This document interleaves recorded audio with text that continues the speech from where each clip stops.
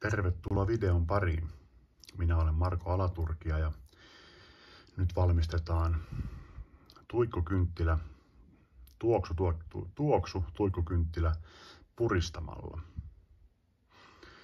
Eli kynttilävahaa voi, ja kynttilät voi valmistaa kynttilävahoista niin valamalla tai sitten jos on levyssä niin pyörittämällä. Nyt tehdään puristamalla.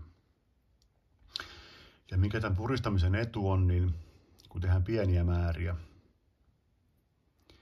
niin meidän täytyy sulattaa sitä vahaa. Me voidaan lisätä tuoksu, joka kynttilä erilainen. Ja sitten se kynttilä on heti valmistuttuaan käyttövalmis. Eli muutaman kappaleen valmistus käy nopeammin tällä tavalla, mutta jos tekee pidempää sarjaa, niin totta kai sitten valamalla niin onnistuu ripeämmin. Lähdetään tekemään. Eli mulla on lasinen tuikkukippo, mihin laitetaan mä en tekee tässä kohtaa mitään tarraakaan, vaan mä panen ton sydämen tonne keskelle noin. Ja sen jälkeen täytetään vahaa. Laitan sormet tuohon vähän suojaksi, niin se menee sitten, ohjautuu paremmin tonne. Noin. Pannaan vielä nämä pudonneetkin yhteen. Eli mä täytin tähän nyt olleen niin suunnilleen reunoja myöten. Ja niin kuin nähdään, siinä on aika paljon koloja ja rakoja.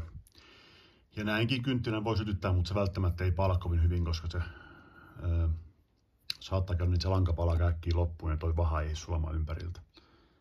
Katsotaan, onko se suht keskellä toi lanka panas vähän liikahti. Niin. Nyt se on aika keskellä. Ja sitten mulla on tämmönen työkalu, puunuija, missä on keskellä 3 mm reikä.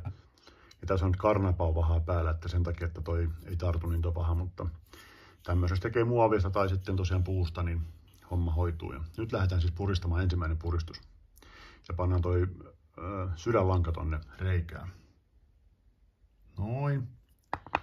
Ja sitten vaan puristaa, ei hampaa tirvessä, mutta puristellaan sitä massaa tiivimmäksi tonne tuikkuun.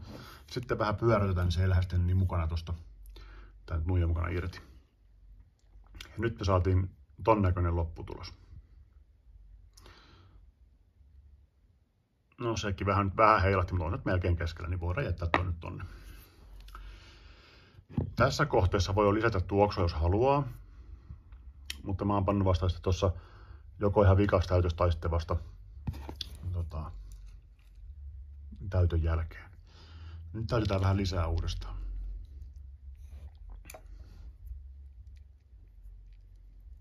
Vähän tasoitellaan noin. Ja sitten taas nuija käteen ja lanka keskelle ja puristellaan. Noin. Ja vähän pyöräytys ja se on siinä. Tuolta näkyy tuossa vähän toi. No tänne mahtuisi periaatteessa vähän vielä, mutta tässä kohtaa ainakin pannaan jo tuoksua tonne.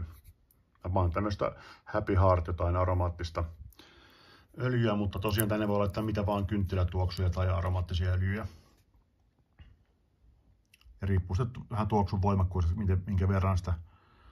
minkä verran kannattaa laittaa. Tähän mä ajattelin, kun 4 tippaa laittaa suunnilleen. No pannaan 6, noin. Ja nythän se menee sitten tolleen vähän niin kuin ikään kuin epätasaisesti, mutta kun tää kynttilä palaa, niin se öljy sinne kierto imeytyy tonne, niin tää toimii tosi hyvin näinkin. Eli silleen, että se ei ole sekoitettu tasaisesti, niin tästä tulee oikeasti ihan hyvä näin. Nyt tää voidaan jättää tähän näin, tai ehkä vähän jäänyt katsomaan, voisi se vähän panna vielä, mutta siis toimisi hyvin näinkin ja voisi polttaa jo hyvin. Pannaan vielä pikkasen vielä vahaa ja puristellaan se vielä kiinni.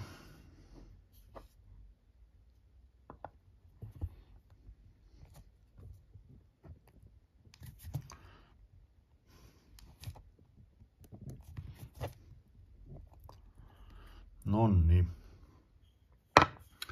Ja se on nyt sitten tosiaan valmis tuikku.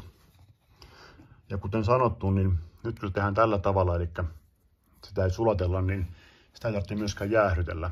Eli se voidaan heti sytyttää.